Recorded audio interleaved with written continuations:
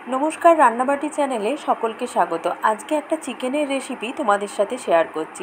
এটা হচ্ছে ভাজা মশলায় চিকেন। এটা ইউপির একটা চিকেন রেসিপি। আমার যে বাড়িতে সহকারী আসেন ওনার কাছ থেকেই শুনেছিলাম ওরা এইভাবে চিকেন রান্না করে। এই যে ভাজা মশলার জন্য প্রথমে গোটা জিরে, ধনে আর গোটা মৌরি, তেজপাতা, শুকনো লঙ্কা আর গোটা গরম মশলা ভালো করে ড্রাই রোস্ট করে নেব, নিয়ে সেটা পাউডার করে নেব। ব্যাস, এবার হচ্ছে মাংসর যে মশলা আমরা দিয়ে থাকি, যেমন পেঁয়াজ, রসুন, আদা, টমেটো, এগুলো কম তেলে লালচে করে ভেজে নেব, নিয়ে সেটাও পেস্ট করে নেব। এই প্রসেসটা হয়ে যাওয়ার পর রান্নাটা আর বেশি কিছু করতে লাগবে না। এবার আবার একটু তেল গরম করে গোটা গরম মশলা, তেজপাতা ফোড়ন দিয়ে চিকেনটা আমরা বেশ ভালো করে লালচে করে ভেজে নেব। এই ভাজা মশলায় চিকেনটা কিন্তু রুটির সাথে খেতে খুবই ভালো লাগে।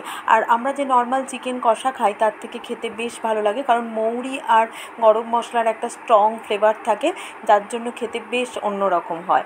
এরকম চটজলদি সহজ রেসিপি জানতে হলে আমার চ্যানেলটা অবশ্যই সাবস্ক্রাইব করো। ভালো লাগলে লাইক, কমেন্ট, শেয়ার করো। দেখো, চিকেনটা যখন বেশ লালচে করে ভাজা হয়ে যাবে, তখন এবার ওই পেঁয়াজ রসুনের যে পেস্টটা আমরা বানিয়ে রেখেছিলাম সেটা দিয়ে দেব।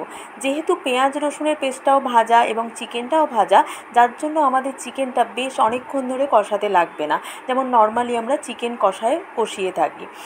এবার গ্যাস কমিয়ে চিকেনের মশলা, চিকেন আর ওই ভাজা মশলা, স্বাদ মতো নুন, হলুদ সব দিয়ে পরপর আমরা চিকেনটাকে কষাতে থাকবো। যখন দেখব চিকেনতে তেল ছাড়ছে, তখন বুঝে যাব যে চিকেনটা কষানো হয়ে গেছে। আমার সহকারীর কাছ থেকেই গল্পটা শুনেছিলাম যে ওরা এই রেসিপিটাই চিকেনের বেশিরভাগ টাইম করে থাকে। নর্মাল আমরা যে চিকেন কষাটা করি ওরা ওটা করে না। ওরা নাকি রুটি, ভাত সব দিয়েই এই চিকেন কষাটা খেয়ে থাকে। খেতে খুবই সুস্বাদু হয়, তোমরা অবশ্যই ট্রাই করো। দেখো, আমি এইভাবেই গ্যাস কমিয়ে, কোনো রকম জল কিন্তু আমি এখন ব্যবহার করিনি, পুরোটা গ্যাস কমিয়ে কম আঁচে চিকেনটা কষতে থাকছি। এবার যখন চিকেন থেকে তেল ছাড়বে, তখন অল্প একটু গরম জল, অবশ্যই আমরা এখানে গরম জল ব্যবহার করব, খুব সামান্য গরম জল দেব, দিয়ে আরও বেশ খানিকক্ষণ কষাতে থাকবো। তারপরে যখন চিকেনটা থেকে একেবারে যখন দেখব কষা কষা মতো তেল ছেড়ে দিয়েছে, তখন আরও একটু জল অ্যাড করে আমরা ঢাকা চাপা দিয়ে চিকেনটাকে সিদ্ধ করে নেব। আমরা যেহেতু বাঙালি, আমরা আলু ছাড়া তো চিকেন ভাবতেই পারি না, তাই আমি এখানে অল্প করে একটু আলু ব্যবহার করেছি। কিন্তু অরিজিনাল যে ভাজা মশলা ইউপি স্টাইলের চিকেন ওরা বলেছিল, মানে তাতে কিন্তু আলু ওরা দেয় না। তো বেশ খানিকক্ষণ ধরে কষানোর পর দেখো, আমি গরম জল দিয়ে দিয়েছি। তারপর এবার গরম জল দিয়ে ঢাকা চাপা দিয়ে চিকেনটা নরম করার জন্য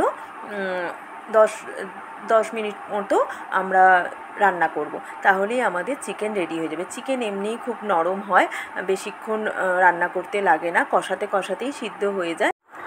সানডে মানেই আমাদের প্রত্যেকের বাড়িতেই চিকেন বা মাটন হয়, তাই রোজ একঘেয়ে চিকেন কষা না খেয়ে যদি এই ভাজা মশলায় চিকেন করা যায়, বেশ ভালোই লাগে। আর রাতে রুটির সাথে বা পরোটার সাথে হলে তো আরোই ভালো হয়।